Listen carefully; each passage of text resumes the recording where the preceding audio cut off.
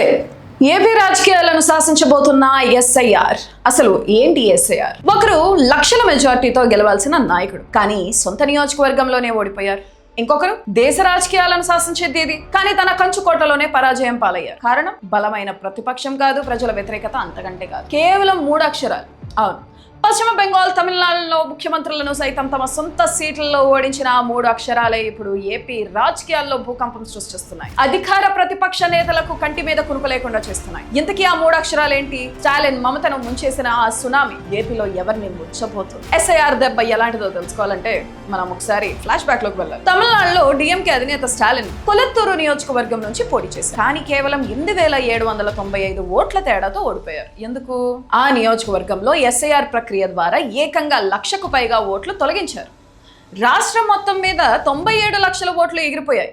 దాదాపు 40 నియోజకవర్గాల ఫలితాలు తారుమారయ్యాయి. బెంగాల్లో కూడా సేమ్ చేతులు కాలేక ఆకులు పట్టుకున్నట్లు ఎలక్షన్స్ అయ్యాక మమతా బెనర్జీకి అసలు విషయం తెలిసింది. భవానీపూర్ లో ఆమె 15,000 ఓట్లతో ఓడిపోతే అక్కడ ఎస్ఐఆర్ డిలీట్ చేసిన ఓట్లు ఏకంగా 50,000. బెంగాల్ మొత్తం మీద ఏకంగా 12% ఓట్లు, అంటే 91 లక్షల ఓట్లు గల్లంతయ్యాయి. 30 స్థానాల్లో గెలుపు మార్జిన్ కంటే ఈ తొలగించిన ఓట్లే ఎక్కువ. ఈ దెబ్బతో అటు బెంగాల్ ఇటు తమిళనాడు నేతలకు చుక్కలు కనిపించాయి. కట్ చేస్తే ఇప్పుడు ఆ ఫీవర్ ఆంధ్రప్రదేశ్ కి పాకింది. పక్కవాడికి జ్వరం వస్తే మనం పారాసెటమాల్ వేసుకోవాలి అన్నట్లుగా తమిళనాడు బెంగాల్ రిజల్ట్స్ చూసిన ఏపీ నేతలు ఫుల్ అలర్ట్ అయ్యారు. అసలు ఈ అంటే ఏంటంటే మరణించిన, ఊరు మారిన మరియు డూప్లికేట్ ఓట్లను తొలగించడం దీని ముఖ్య ఉద్దేశం. బూత్ లెవెల్ ఆఫీసర్స్ ఇంటింటికి తిరిగి సర్వే చేస్తారు. ఒకవేళ వాళ్ళు మీ ఇంటికి వచ్చినప్పుడు తెలుపు వేసి ఉంటే అంతే సంగతులు, మీ ఓటు గల్లంతే. మీరు అదే ఊర్లో ఉన్నామని సాక్ష్యాలు చూపిస్తే తప్ప మీ ఓటు తిరిగి రాదు. ఈ ప్రక్రియ ఏపీలో ఈ నెల 15న మొదలై వచ్చే నెల 15 వరకు కంటిన్యూ అవుతుంది. ఇదే ఇప్పుడు ఏపీలోని లీడర్లకు టెన్షన్ పుట్టిస్తుంది. ముఖ్యంగా అధికార వైసీపీ అయితే ఫుల్ అటెన్షన్ మోడ్లోకి వచ్చింది. సీఎం జగన్ తాడేపల్లి క్యాంప్ ఆఫీసులో లీడర్లతో ప్రత్యేక సమావేశం పెట్టి మరీ దిశానిర్దేశం చేశారు.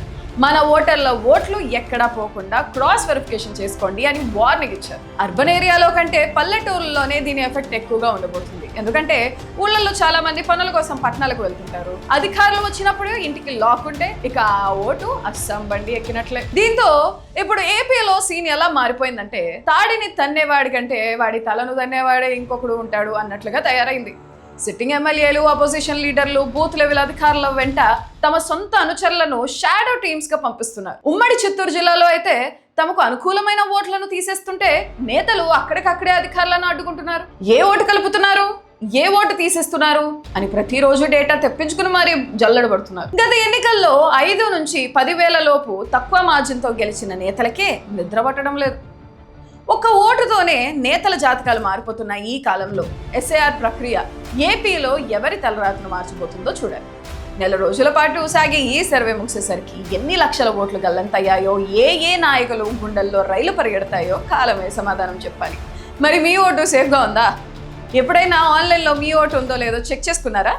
కింద కామెంట్స్లో చెప్పండి.